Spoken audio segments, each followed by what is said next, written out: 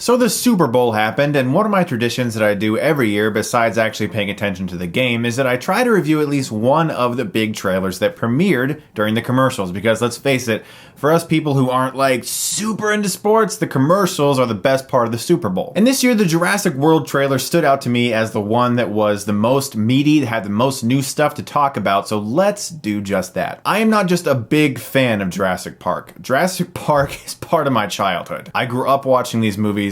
I loved the first one, and I'm actually one of the rare few people who really enjoys The Lost World. The last 15 minutes kind of feel like a completely different movie, but everything up until then I really enjoyed. JP3 though, not a fan. They've been talking about Jurassic Park 4 for a very long time, so it's nice to see some more footage. I did enjoy the first trailer. It did get me pumped.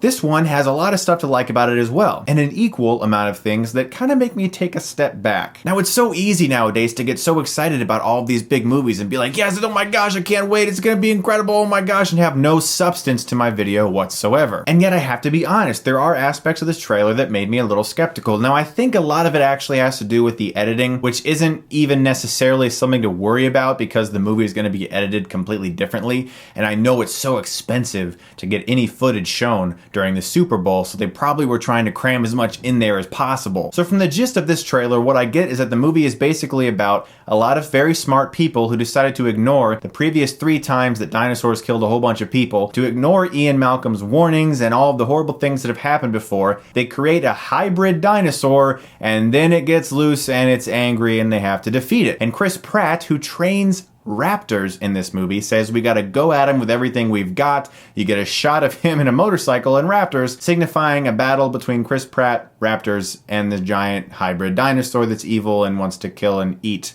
like a normal dinosaur.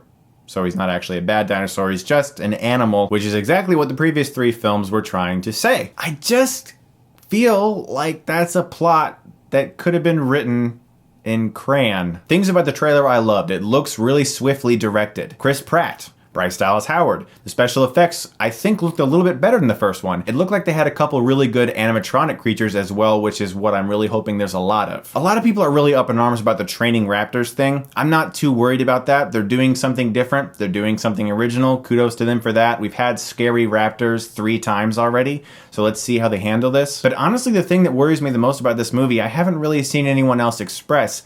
I feel like the movie looks absurdly bright. I'm all for digital clarity. I love me some Blu-rays. I examine that stuff. I get Blu-rays and I actually look for film grain. I look for cracks in the negatives. I look for hairs that show up. I look for that stuff. And so I'm fine with that. It's just that the movie itself looks almost family friendly in regards to how bright it looks. My best example is Indiana Jones and the Kingdom of the Crystal Skull. Now, this movie was shot on film because Spielberg is all for film, but the movie itself, a lot of people said, looked fake. It looked like a soundstage. It looked way too bright. It looked just way too vivid and colorful and too CGI-esque. And that was for a movie that was shot on film. And Spielberg is a champion of film, and obviously he's made a lot of films that are very gritty in that way that they look, you know, really heavy darks and really great contrast of colors. Indiana Jones 4 was just so bright and vivid, and I'm feeling the same when I look at the Jurassic World trailer. It just looks family friendly almost. It doesn't look as gritty and as defined as the previous Jurassic Park films, and that's kind of something that's worrying me.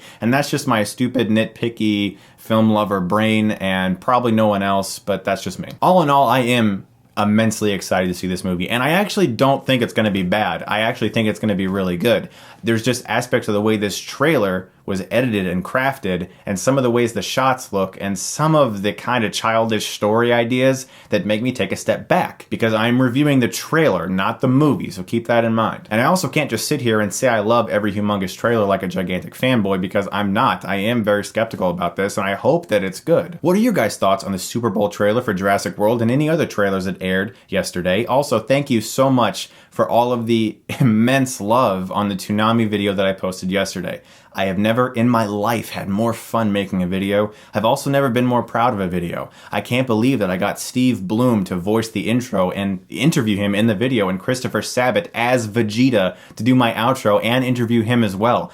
I was just crying like tears, really. I can't even speak. I was exploding with joy, and I thank you so much for the love, and I really hope you guys who haven't checked out the video do, because I worked very, very hard on it, and I couldn't have done it with some awesome help from a lot of you guys as well. So thank you so much. And I also want to let you guys know that my promotion with Shutterstock.com is still running. A lot of people have asked me about this. It's still running. I have a lot of subscribers who are independent filmmakers, and I know because you guys send me your short films every day and ask for my advice on them. Shutterstock.com is a very good resource for independent filmmakers or for people who are working in the commercial business who want stock footage or stock images, and you can use them legally. And through me, if you go to Shutterstock.com right now and enter the promo code Chris115, you can get 20% off your membership to Shutterstock.com. And that is through me, my gift to you guys. They wanted me to let you guys know about that. It's a great resource for independent filmmakers or anyone who can't get shots of LA or New York or amazing helicopter footage or really awesome stuff like that. So definitely check that out. Thank you so much,